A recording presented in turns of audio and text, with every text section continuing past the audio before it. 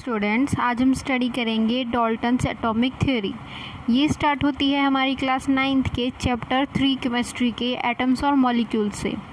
तो इसमें हम डाल्टन्स एटॉमिक थ्योरी के पोस्टुलेट्स को स्टडी करेंगे। पोस्टुलेट्स होता है कुछ ऐसी अवधारणाएं जो उन्होंने मान ली थी। ये देखिए, इसमें कुछ पोस्टुलेट्स हैं, ये आपको 1 to 1 याद करने हैं, यानी कि ऑलमोस्ट द सेम, बिल्कुल सेम टू सेम आपको याद करना होगा। तो चलिए इसको स्टार्ट करते हैं। तो जब साइंटिस्ट ने शुरू करा सोचना एटम्स के बारे में, कॉम्बिनेशंस के बारे में, तो उन्होंने सोचा कि सबसे छोटी इकाई ज़रूर होगी, कोई ना कोई स्मॉलेस्ट पार्टिकल ज़रूर होगा मैटर का, जिसको हम एटम कहेंगे। तो ये डाल्टन्स एटॉमिक थ्योरी के ज़रिए इसको डिफाइन किया गया। तो देखिए, सबसे पहले आता है हमारा all matters is made up of very small particle. सारे के सारे मैटर जो हैं, हर एक मैटर बहुत छोटे छोटे पार्टिकल से मिलकर बना है। ये छोटे पार्टिकल्स को कहा जाता है एटम। एटम्स को फर्दर ब्रोक डाउन नहीं किया जा सकता। ये टाइनी होते हैं, इंडिविजिबल होते हैं और इंडेस्ट्रेबल अल्टीमेट पार्टिकल्स होते हैं।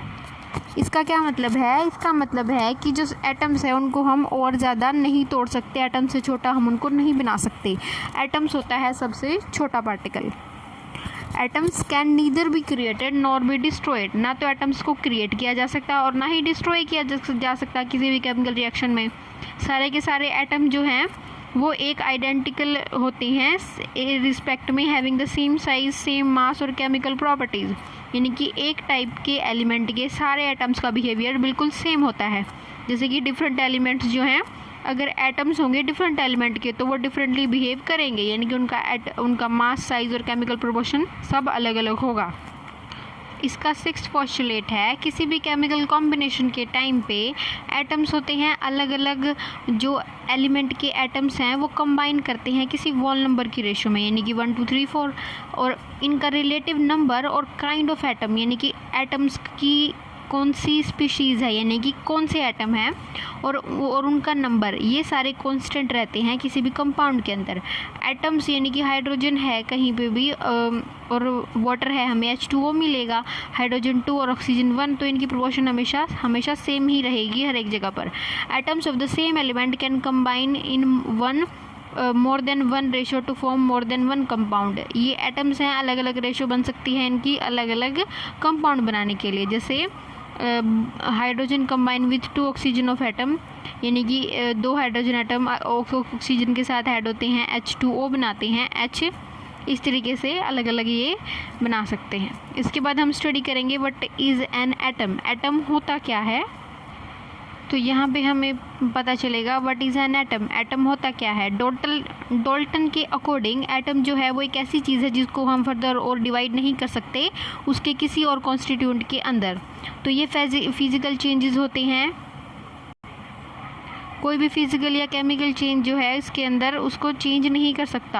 यानी कि किसी ब्लॉक के अंदर मैटर जो है, मैटर है, atoms are building blocks of matter, यानी कि कोई भी बिल्डिंग ब्लॉक है उसका मैटर जो है, हर एक मैटर का बिल्डिंग ब्लॉक होता है एटम। यानी कि एटम सबसे छोटी इकाई है किसी भी वस्तु की।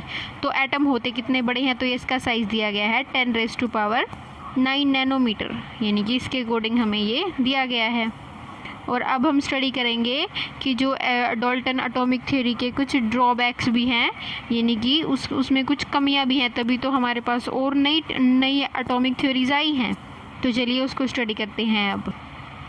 तो सबसे पहले आप याद कीजिए कि डाल्टन एटॉमिक थ्योरी का फर्स्ट पोस्टुलेट क्या था? यही कि एटम है उसको हम फर्दर डिवाइड नहीं कर सकते, लेकिन हमारे पास इसके जो हैं प्रूफ हैं कि एटम्स के अंदर क्या क्या होता है। इलेक्ट्रॉन होते हैं, प्रोटॉन होते हैं और न्यूट्रॉन होते हैं, यानी कि वो और भी छोटे छोटे सब स्मॉलर पार्टिकल से मिलकर बना है, सब एटॉमिक पार्टिकल से मिलकर वो बना है।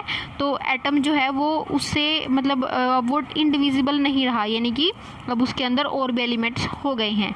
एटम जो है वो सेम एलिमेंट के डिफरेंट मास हो सकता है उनका, एक ही एलिमेंट के डिफरेंट, यानी कि उसके आइसोटॉप्स, यानी कि किसी भी, जैसे क्लोरीन है, एटम का एटॉमिक मास 35 है, 37, उनकी केमिकल प्रॉपर्टी सेम होती हैं लेकिन उनका एटॉमिक जो मास है वो डिफरेंट हो जाता है। इस प्रकार वो आइसोटॉप बोलते हैं उनको, यानी कि different atomic mass having the same atomic number, तो उसको हम कहेंगे आइसोटॉप। इसको हम आगे डिस्कस करने वाले हैं। इसका फोर्थ ड्रॉबैक है atom of different element may be similar in one और मोर रिस्पेक्ट, यानी कि एटम्स जो हैं वो डिफरेंट हो सकते हैं, यानी कि अलग अलग हमें आइसोबार्स मिल सकते हैं, यानी कि वो एटम जिनका एटॉमिक मास तो सेम है लेकिन एटॉमिक नंबर डिफरेंट हो जाता है उसको हम कहेंगे आइसोबार्स। ये भी हम आगे डिस्कस करने वाले हैं। अब इस थ्योरी के अंदर कौन कौन सी चीज़ें आई हैं, एलिमेंट आया है, कंपाउंड आया है, इन सब की हम डेफिनेशन करेंगे। तो सबसे पहले है हमारे पास एटम्स की डेफिनेशन, यानी कि एक एलिमेंट के अंदर कुछ एटम्स के बारे में हमें स्टडी करेंगे। An element is a pure substance which is made up of only one kind of atom, यानी कि एक सब्सटेंस, एक एलिमेंट के बारे में स्टडी करेंगे। एक एलिमेंट वो प्योर सब्सटेंस है जो एक ही प्रकार के एटम से मिलकर बना है।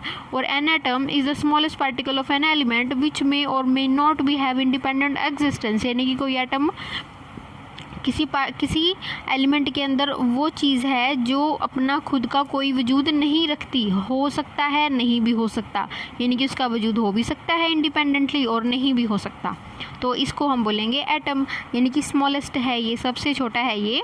और इसके बाद है हमारे पास इन दोनों को मिलाकर एक थ्योरी बनाई गई है, ये है मॉलिक्यूल्स। मॉलिक्यूल्स क्या होते हैं? Molecules is the smallest particle of a substance, substance के कुछ सबसे छोटे पार्टिकल, बहुत छोटे particle which is capable of independent existence, यानी कि वो इंडिपेंडेंट रह सकते हैं अंडर सर्टेन ऑर्डिनरी कंडीशन, या कुछ कंडीशंस में। Show all the properties of that substance, और वो उस सब्सटेंस की सारे प्रॉपर्टीज़ को शो करेंगे। यानी कि हमारा क्या हो गया, एटम हो गया, मॉलिक्यूल हो गए, एलिमेंट्स हो गए।